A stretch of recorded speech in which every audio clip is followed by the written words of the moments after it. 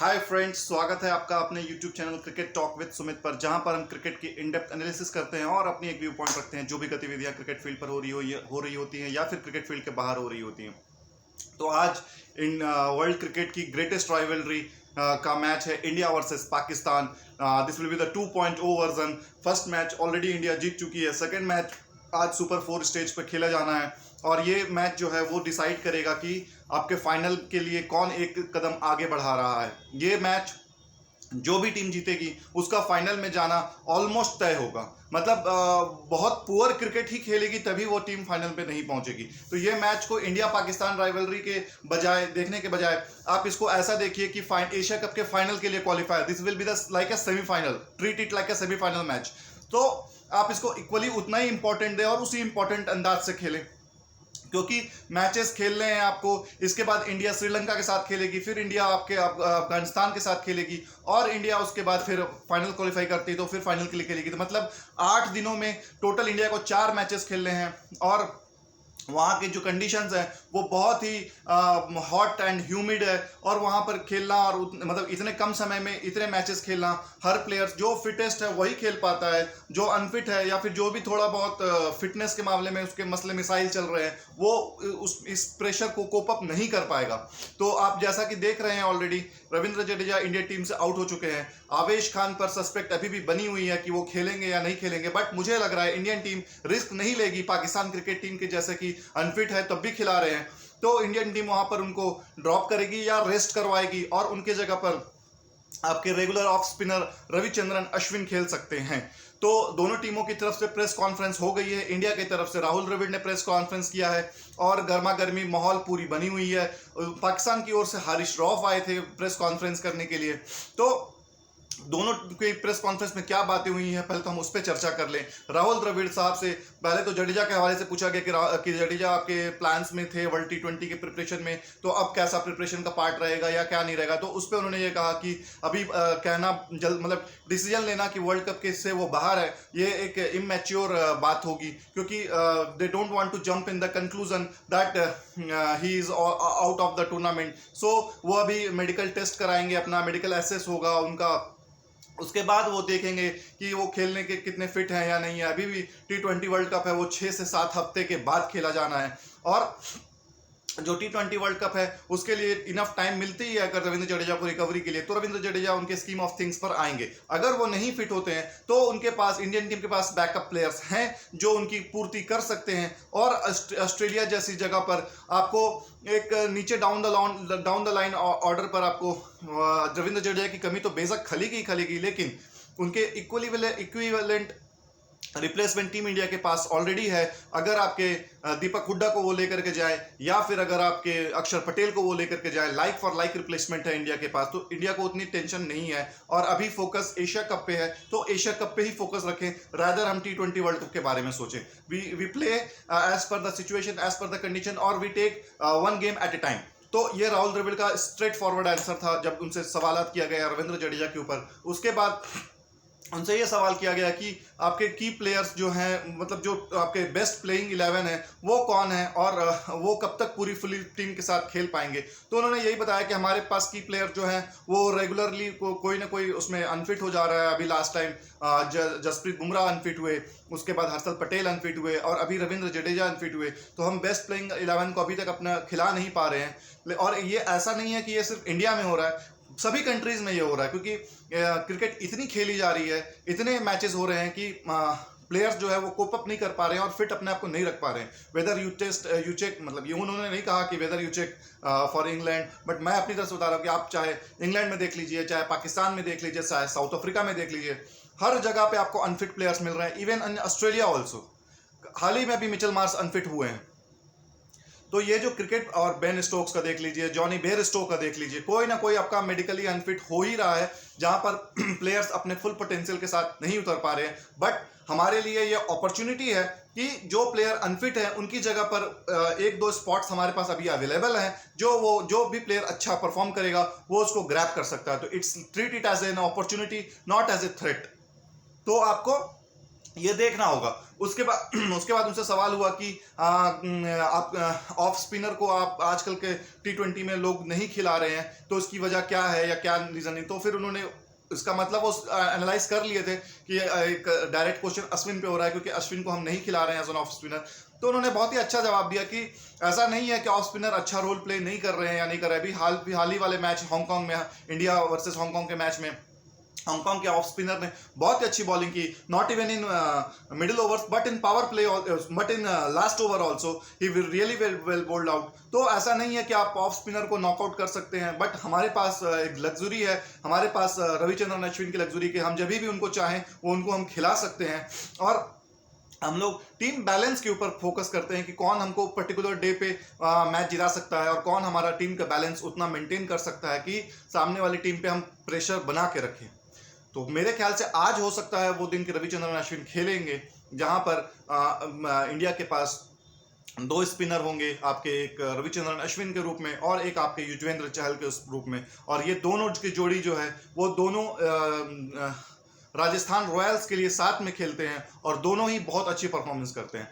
India के पास अगर जैसे कि जब भुवी और अर्शदीप बॉलिंग करते हैं तो 4 ओवर स्टार्टिंग कर सकते हैं, तो पावर प्ले में जो बॉलर होता है, जो जैसे आवेश खान जब आते हैं 5वां ओवर या 6वां ओवर फेंकने के लिए, तो वो पिट जाते हैं वहां पे, क्योंकि उनकी जो लेंथ है वो वहां से वो मारना आसान है, क्योंकि वो लेंथ पर आपके जो बाउंस मिलता है आवेश खान को, वो ऑस्ट्रेलिया में अच्छी बाउंस मिलेगी, बट यहाँ पर वो बाउंस मिलती नहीं है और वो बहुत ही आसान हो जाता है स्ट्रोक प्ले करने के लिए। तो यहाँ पर अश्विन अपना रोल प्ले कर सकते हैं, क्योंकि अश्विन पावर प्ले में भी डाल सकते हैं।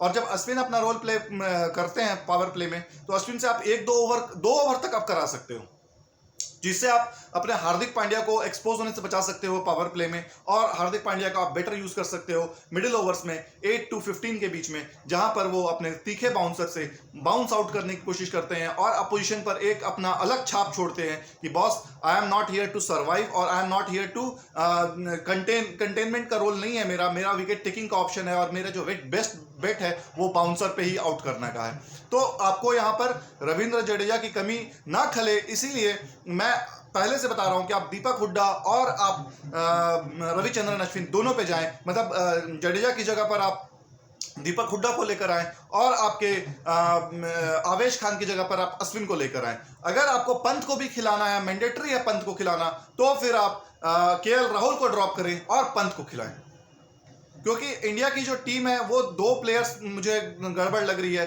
एक तो आपका केएल राहुल और दूसरा आपका आवेश खान। ये दोनों को आप निकाल करके और आप 2 प्लेयर को डाल सकते हैं। For in place of Jadeja I have already figured out Deepak Hooda must be in contention, और केएल राहुल की जगह पे ऋषभ पंत को आना चाहिए। ऋषभ पंत ओपन भी कर सकते हैं और वहां पर वो लेफ्ट एंड राइट का कॉम्बिनेशन भी तैयार कर सकते हैं, जो कि बॉलर को डिस्टर्ब करने के लिए बहुत ही जरूरी होता है। लेकिन टीम इंडिया ऐसा नहीं करेगी, they will play the safe. KL Rahul will be in the contention for opening slot, और आपके जो नंबर 5 तक जो बैट्समैन है वो फिक्स है इंडिया के, केएल राहुल, रोहित शर्मा, उसके बाद आपके विराट कोहली आएंगे, चौथे पे आपके स्काई आएंगे, 5वें पे आपके पांड्या आएंगे, 6वें नंबर पर आपके डाउट्स जहाँ पे जडेजा आते हैं वहाँ पर किसको टीम लेती है, 7वें पे आपके दिनेश कार्तिक होंगे, क्योंकि दिनेश कार्तिक ऑलरेडी इंडिया पाकिस्तान वाले मैच में खेल चुके हैं, तो उनको मैच फिनिशर का रोल जो दिया गया है वो पूरा सोच समझ के दिया हुआ है कि we will give you only 3 to 4 overs to play, और वहां पर आपको मैच विनिंग इनिंग खेलनी है, जो कि आप अभी तक करते आए हो आरसीबी के लिए, और अभी तक जो इंडियन टीम के जितने भी मौका मिला है उसमें आपने जो किया हुआ है, वेस्ट इंडीज में आपने किया हुआ है, साउथ अफ्रीका में आपने किया हुआ है। तो ये सिर्फ चीजें देखते हुए आपने दिनेश कार्तिक को एकदम ओपन माइंडेड दिया है कि what we want from you is that the finisher role, जो महेंद्र सिंह धोनी 2007 से लेकर के 2015, 16, 17 तक किए हैं, वही काम अब दिनेश कार्तिक से टीम इंडिया चाह रही है। तो बिल्कुल क्लियर कट माइंड है, क्योंकि जब आप किसी को एक रोल, पर्टिकुलर रोल, जैसे पंत है, पंत का क्या काम है उसको अभी तक डिफाइन नहीं किया गया हुआ है। अगर स्टार्टिंग में 2-3 विकेट गिर गए तो पंत आ जाएगा, अगर मिडिल ऑर्डर में हिट करना है तो पंत आ जाएगा। तो क्लियर कट माइंड नहीं है उसको करना क्या है। जब आप क्लियर कट माइंड नहीं होती है ना तो बहुत डिफिकल्ट आती है खेलने के लिए उस समय पे। और जब आप क्लियर रोल दे देते हो ना कि ये आपका क्लियर रोल है बॉस, 4-5 ओवर लास्ट के आपको मिलेंगे, उस पर आपको मोर देन 170, 180 के स्ट्राइक रेट से बैटिंग करनी होगी, अगर 200 प्लस के स्ट्राइक रेट्स आप खेलते हो तो वो बोनस होगी इंडियन टीम के लिए। तो यहाँ सारा कुछ आपका पूरा क्लियर कट माइंड का है, और मैं जहां तक राहुल द्रविड़ को जानता हूं वो बिल्कुल क्लियर कट माइंड के साथ वो खेलते हैं और उतरते हैं। कौन बॉलर होंगे, कौन बैट्समैन होंगे, कौन विकेट कीपर होंगे, कौन ऑलराउंडर्स होंगे, वो उनके बुक्स पे पूरा तरह से पहले से ही क्लियर होते हैं। तो अब देखना है कि टीम सिलेक्शन कैसी होती है।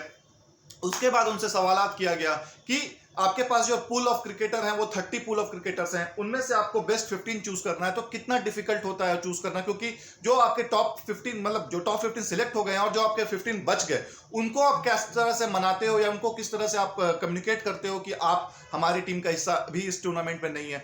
तो राहुल द्रविड़ ने यही बोला कि it's a very good question, it's a very good headache also for coaching staff और फॉर ए मैनेजमेंट ग्रुप, जहां पर आपको ये पता है कि हर प्लेयर का हमारे पास एक रिप्लेसमेंट है, और जब आप बेस्ट 15 सिलेक्ट कर लेते हो तो उनको अप्रोच करना, उनको बताना ये चीज़ बहुत डिफिकल्ट हो जाता है। बट हम लोग कम्युनिकेट करते हैं, उनको यही बताते हैं कि इसमें आपका कोई फॉल्ट नहीं है, you have what ever chance you have got, you have performed really well. But जो सामने वाला प्लेयर खेल रहा है वो उसने भी परफॉर्म किया हुआ है और वो एक्सपीरियंस है उसमें, तो हम उस चीज को आप निगेट कर रहे हैं। आप अपना दिल छोटा मत करिए और ये मत सोचिए कि ये टूर्नामेंट आपके लिए खत्म हो गया, क्योंकि कोई भी किसी को भी इंजरी हो सकती है और वहां पर हम आपको चूज कर सकते हैं। तो आप अपने आप को प्रिपेयर रखिए।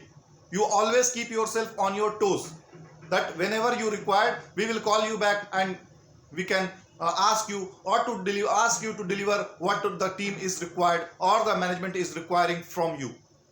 तो ये सारी चीजें राहुल द्रविड़ ने बहुत ही बेबाक से खुल करके बताया। उसके बाद उनसे सवाल हुआ कि विराट कोहली के लिए, विराट कोहली से आपकी क्या बातें हो रही हैं विराट कोहली के लिए। तो उन्होंने जैसा मैं आपको पहले बता चुका हूं कि कोई भी टीम मैनेजमेंट अपनी जो अंदर की बात है वो नहीं बताएगा।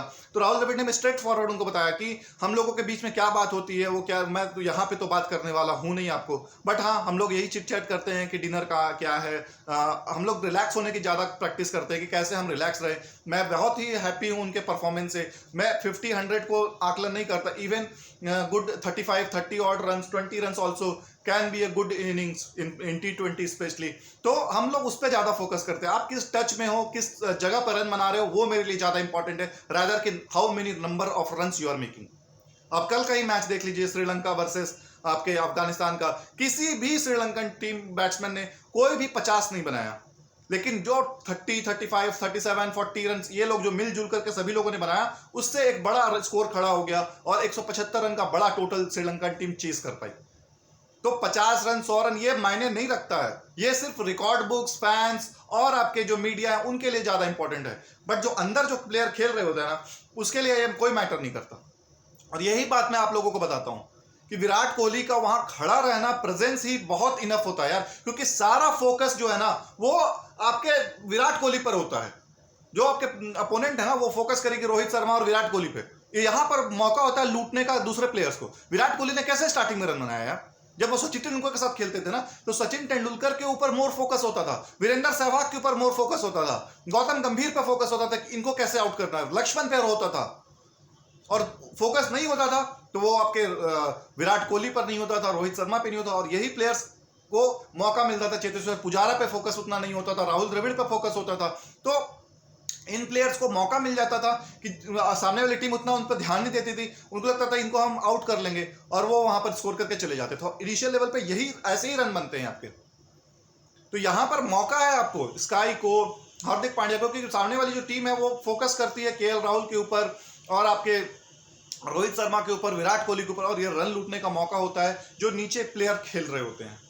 तो नीचे वालों को यहाँ पे परफॉर्म करना बहुत जरूरी है। इसीलिए बोला जा रहा है इंडियन टीम की जो मिडिल ऑर्डर है वो सबसे स्ट्रॉन्गेस्ट पॉइंट है, क्योंकि फोकस जो है ना वो विराट कोहली के ऊपर है कि वो रन बनाएंगे कि नहीं बनाएंगे। शादाब खान का प्रेस कॉन्फ्रेंस भी देखिए आप, वो यही बोलते हैं कि विराट कोहली रन बनाए लेकिन हमारे खिलाफ ना बनाए, क्योंकि वो रन चुभते हैं। क्योंकि जब बड़ा प्लेयर रन बनाता है तो उसके खिलाफ यही बोलेगा आप क्या आप लोगों ने उसके खिलाफ प्लानिंग नहीं की थी। लेकिन छोटा प्लेयर्स होता है तो उसको लगता है यार he played some knocks, good knocks, out of the box knocks खेल दिया उन्होंने। तो ये चीजें करनी होंगी। और लास्ट टाइम जैसा कि राहुल द्रविड़ ने मास्टर स्ट्रोक खेला था रविंद्र जडेजा को 4th नंबर पर भेज करके, तो क्या इंडियन टीम इस बार भी कुछ मास्टर स्ट्रोक खेलेगी? मुझे उम्मीद कम है, क्योंकि राहुल द्रविड़ बहुत ही सिंपल रखते हैं अपने क्रिकेट को और बहुत ही सुलझे हुए प्लेयर हैं, सुलझे हुए खिलाड़ी हैं, सुलझे हुए कोच हैं वो, तो वो ज़्यादा एक्सपेरिमेंट नहीं करेंगे। और उनका जो सीक्रेट फार्मूला है बॉलिंग कर रहे हैं तो बॉलिंग अटैक आपकी बेस्ट हो, बैटिंग कर रहे हैं तो आपकी जो रन रेट उन्होंने अपना माइंडसेट में रखा हुआ है पिच को एसेस करने के बाद, वो रन्स वो टारगेट हमको पहुंचना है एनी हाउ एनी मीन्स। तो ये चीज़ें अब देखने के वाली बात होंगी। उसके बाद पाकिस्तान की ओर से हरीश राव की भी प्रेस कॉन्फ्रेंस हुई, वहां पर उनसे बात हुई विराट कोहली के ऊपर कि विराट कोहली ने उनको जो टी शर्ट दिया तो उन्होंने यही बताया कि ही इज़ अ लेजेंड, और जब आप उनसे बातें करते हो तो आप उनसे सीखते हो, जिस तरह से आप अपने लेजेंड और अपने एक्सपीरियंस प्लेयर से बात करते हो तो उनसे सीखते हो, उसी तरह हम विराट कोहली को देखते हैं। और उनका नाइस जेस्चर था जो उन्होंने टी शर्ट पर साइन किया और टी शर्ट दी उनको। तो ये एक अच्छा मोमेंटो होता है, एक अच्छा मोमेंट होता है। ये जो पल है ना वो लोग जिंदगी भर याद रखते हैं। तो विराट का कोहली का ये जो जेस्चर था ये उनको बहुत अच्छा लगा। उसके बाद उनसे सवाल हुआ कि बाबर आजम जिस तरह से लास्ट 10 मैचेस से रन नहीं बना रहे, तो क्या टीम मैनेजमेंट में बात हो रही है उनके रन को ना लेकर बनाने को लेकर के। तो उन्होंने सिंपल सा उसको आंसर रखा कि बाबर आजम जिस तरीके का बैट्समैन है उस तरीके के ये सब अंदर इस सब की कोई भी बातें नहीं होती है कि वो फॉर्म में नहीं है, ये नहीं है। उनको पता है कि एक गुड नॉक आपको सारी चीजें इरेज कर देंगी। होता है प्लेयर्स के साथ कि आप अच्छे टच में हो फिर भी आप आउट हो जा रहे हो, किसके साथ नहीं होता है। आप अच्छा खेल रहे हो, अच्छा परफॉर्म करते हो, जॉब अच्छा साल कर रहे हो, लेकिन आपका प्रमोशन नहीं होता है, तो इसका ये मतलब नहीं है कि आप बैड एम्प्लॉय हो गए। होता है ये चीजें। तो वही चीज अभी बाबर आजम के साथ हो रही है कि वो लास्ट 10 मैचेस से परफॉर्म नहीं कर रहे हैं। उसके बाद उनसे पूछा गया कि लास्ट मैच आप लोग हार गए थे, तो यहाँ पर आप लोगों की क्या रणनीति होगी, उन कैसे आप इंडियन टीम को बैट्समैन को कोप अप करेंगे, कैसे सूर्य कुमार यादव और हार्दिक पांड्या को आप लोग आउट करोगे। तो उन्होंने सिंपल सा आंसर दिया और बहुत ही अच्छा आंसर दिया कि हम लोग डॉट बॉल्स ज़्यादा करने की कोशिश करेंगे। डॉट बॉल्स करेंगे तो उन पर प्रेशर बिल्डअप होगा और वो अपनी विकेट उस पर लूज कर सकते हैं। तो T20 में आपको ये देखना है कि रन्स आप आसानी से लीक ना करें, और जितने जल्द से जितना आप प्रेशर सामने वाली टीम पे बना के रखेंगे उतना आपको इजी होगा दूसरे वाली टीम को अपोजिशन को आउट करने के लिए। जिस तरह से उन्होंने हांगकांग से के साथ खेला उसी तरह से वो इंडिया के साथ भी खेलना चाहेंगे कि पूरा प्रेशर और मतलब इन तक हम अपनी बैटिंग को लेकर चलें, वहां पर हम डॉट बॉल्स क्रिएट करें और फिर सामने वाली टीम को आउट करें। तो ये तो उनका प्रेस कॉन्फ्रेंस रहा। अब बात कर लेते हैं हम लोग इंडिया पाकिस्तान के जो ग्रेटेस्ट राइवलरी है आज का। क्या पाकिस्तान कुछ आउट ऑफ द बॉक्स काम कर सकता है? मेरे हिसाब से बहुत सारे अपॉर्चुनिटीज है पाकिस्तान के लिए ग्रैब करने के लिए। मेरे हिसाब से आपको क्या पाकिस्तान यहाँ पर आसिफ अली को ओपनिंग भेज सकता है और जो 30 यार्ड सर्कल का जो पावर प्ले का जो एडवांटेज होता है उसको वो ले सकते हैं और वो वहाँ पर एक अच्छी तूफानी पारी खेल सकते हैं। इससे दो फायदा होगा, एक तो पाकिस्तान को रन रेट भी अच्छा मिलेगा, दूसरा फायदा ये होगा पाकिस्तान को कि बाबर आजम या फिर उनके जो नीचे जो 3 प्लेयर्स हैं उनको एक स्पेस मिल जाएगा, और जो बैटिंग लाइनअप जो उनकी मिडिल ऑर्डर्स में थोड़े सा फंसी नजर आते हैं वो आपको वहां पे थोड़ा सा स्ट्रांग नजर आते हुए दिख सकता है। तो मेरे ख्याल से आपका बाबर आजम और आसिफ अली को ओपनिंग स्लॉट में भेजना चाहिए। तीसरे नंबर पर आपको वहां पर आपके फकर जमान होने चाहिए। चौथे नंबर पर आप फिर एक पावर हिटर को यूज कर सकते हो लाइक इफ्तिकार को।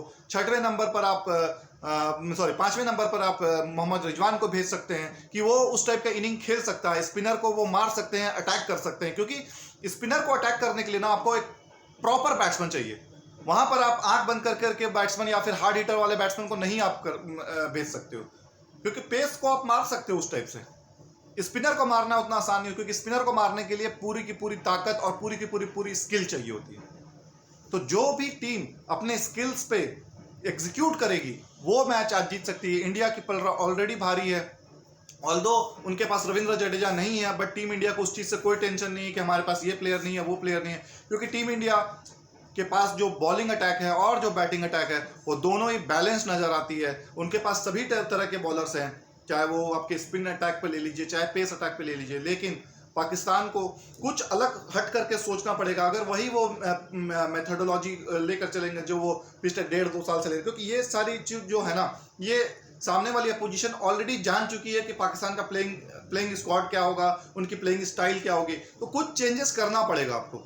या तो आप नवाज को 3rd नंबर पर भेज दीजिए पावर हिट करने के लिए, एक बार थ्रो अवे तो करिए, क्योंकि आप 8 नंबर तक बैटिंग लेकर आ रहे हो और उनको मौका नहीं मिल रहा तो कोई मतलब का नहीं है। एक आपको कुछ ना कुछ करना पड़ेगा अलग से। जब तक आप वो नहीं करोगे तब तक बहुत मुश्किल होगी पाकिस्तान को जीतने के लिए। और यहाँ पर आज हसन अली खेल रहे हैं। हसन अली अगर खेलते हैं तो उनको आज का मैच को बहुत ही सीरियस लेना पड़ेगा और उनको डिलीवर करना पड़ेगा। जो भी मैनेजमेंट उनको बैक कर रही है, आज वो टाइम है उसको रीपे करने का। और अगर हसन अली यहाँ पे रीपे कर देते हैं तो सबसे बड़ी जो खुशी होगी वो टीम मैनेजमेंट की होगी, क्योंकि वो बहुत समय से उनको बैक करते आ रहे हैं। क्योंकि पाकिस्तान के पास बॉलिंग अटैक की कमी नहीं है यार। आप क्यों हसन अली पे जा रहे हो बार बार बार बार बार बार, जबकि वो बता चुका है कि मेरे पास जो भी मेरा जनरेटर है उसका तेल खत्म हो चुका है, फूक चुका हूं मैं। मेरे को अब बैक करके आपका कुछ फायदा नहीं होने वाला, क्योंकि आप T20 में भी उसी को खिलाते हो, टेस्ट में भी उसी को खिलाते हो, वनडे में भी। टेस्ट में आप ये बोल के खिला देते हो कि यार उसकी बॉल रिवर्स स्विंग होती है, तो फिर T20 में तो कोई रिवर्स स्विंग का खेल नहीं होता है, तो फिर क्यों खिला रहे हो उसको यार? Like for like, replacement for replacement जाइए। अब आप मतलब जो जहां पर आपका ईशांत शर्मा, उमेश यादव को आप T20 में नहीं खिला सकते ना, क्योंकि हम उनको टेस्ट में मौका नहीं दे रहे हैं, तो इसका मतलब है कि हम उसको T20 खिला के मौका दे दें। जिस जगह पर जिस बॉलर की परफॉर्मेंस है, जिस जगह पर वो बेस्ट सूटेड है, उसको उसी जगह पर खिलाना चाहिए। टेस्ट में आपको लगता है हसन अली का जरूरत है, खिलाइए टेस्ट में भरपूर उसको, बॉलिंग कराइए हर दिन 15-15, 16-16, 18-18 ओवर। अब हर जगह पे उसको खिलाते चले जाएंगे तो बहुत डिफिकल्ट होगा। हारिस रऊफ को आप देखिए, हारिस रऊफ का बेस्ट एग्जांपल है, कितना भी अच्छा बॉलिंग कर रहा है वो, उसको आप वनडे और T20 में ही मौका देते हैं, टेस्ट में उसको आप नहीं खिलाते हो, क्योंकि he is not a test bowler. तो यहां पर पाकिस्तान को बहुत कुछ करने की जरूरत है, जब तक कि आउट ऑफ द बॉक्स नहीं खेलेगी पाकिस्तान, और ये मैच इंडिया बहुत ही पैथेटिक खेलेगी, बुरी खेलेगी, तभी इंडिया हार सकती है, वरना India is a firm favourite to win this match. India को कुछ नहीं करना है, इंडिया को सिर्फ अगर बैटिंग फर्स्ट करती है 180 to 200 के बीच में उनको रन स्कोर करने हैं, और फिर आप अपने स्पिनर, इंडिया अगर सेकंड बॉलिंग कर रही है तो अश्विन शुड बी देयर, क्योंकि आपको एक ऐसा बॉलर चाहिए जो एक्सपीरियंस्ड हो और जो सामने वाले को फंसा कर रखे और उनको 4 ओवर बांध कर रखे, उस टाइप के बॉलर आपको चाहिए ही होंगे। क्योंकि इंडिया के पास अभी तक बड़ी टीम के साथ चेस को डिफेंड नहीं कर, मतलब जो रन्स को डिफेंड नहीं कर पाई है, तो वो एक्सपीरियंस अभी नहीं है। तो अगर इंडिया फर्स्ट बैटिंग करती है तो Ashwin should be there in the team. तो इसी के साथ दोस्तों आज का जो है हमारा ये प्री मैच रिव्यू है और द ग्रेटेस्ट राइवलरी 2.0 का हम यहाँ पे समाप्त करते हैं। All the best to all the playing 11 players, और जो उनकी कोचिंग स्टाफ है उनको भी, कि एक अच्छी चैनल मतलब एक अच्छे प्लान के तहत आए और अपने प्लान्स को एग्जीक्यूट करने पर फोकस करें, रादर कि रिजल्ट क्या होगा, कौन जीतेगा, कौन हारेगा, इस पर कोई मैटर नहीं करता। मैं फिर से बोलता हूँ, इंडिया और पाकिस्तान के जो मैच हुई थी फर्स्ट मैच, उसमें पाकिस्तान बहुत अच्छा क्रिकेट खेली थी। जो भी लोग बोले यार, मैं यही बोलूंगा कि पाकिस्तान ने बहुत अच्छा क्रिकेट खेला था। आप सिंपल से कैलकुलेशन करो ना यार, इंडिया की बेस्ट बैटिंग, मतलब T20 वर्ल्ड कप में इंडिया के पास सभी बॉलर्स थे, वो 0 विकेट लिए थे। आपके पास कोई भी बॉलर उतना कैपेबल नहीं था और उतना एक्सपीरियंस नहीं था, उसने फिर भी 5 विकेट इंडिया के आउट की थी। तो इससे आप गेन कर सकते हो यार, बहुत कुछ किया बॉस। उन लोगों ने तो एक भी विकेट नहीं निकाला था हमारा, चाहे ओस हो नहीं हो, इससे आपको फर्क नहीं पड़ता यार। आप क्रिकेट खेलने गए हो, क्या है क्या नहीं वो आपके हाथ में नहीं, जो आपके हाथ में है वो आप करो। तो आपने 5 विकेट इंडिया की निकाली थी। एक तरफ एक बार इंडिया की भी जान हलक में सूख गई थी। तो हार्ड आना पड़ेगा आपको, हार्ड आओगे। पाकिस्तान की जो बॉलिंग है वो नो डाउट बहुत बेहतरीन बॉलिंग है।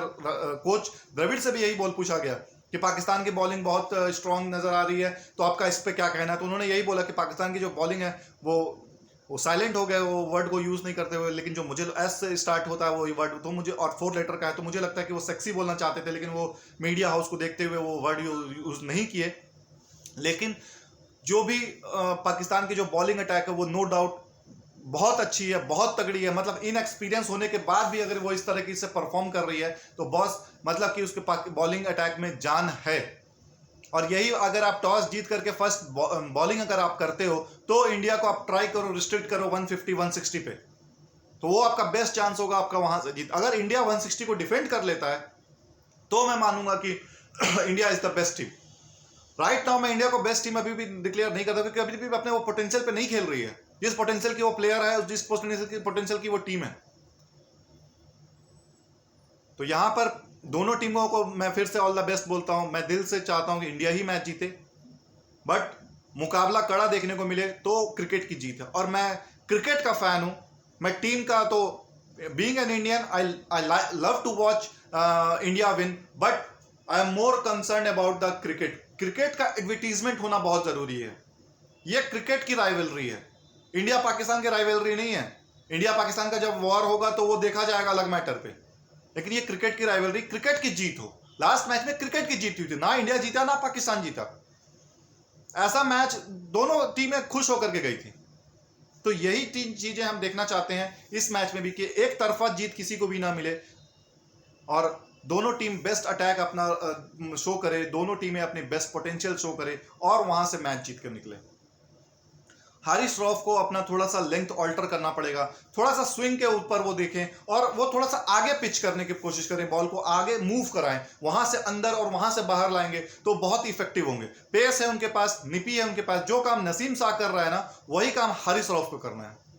हारिस रऊफ की सबसे बड़ी गलती होती है कि वो शॉर्ट बॉल थोड़ा फेंक रहा है, तो जडेजा हो गए या फिर पांड्या हो गए, स्काई हो गया, उनको मारना आसान है।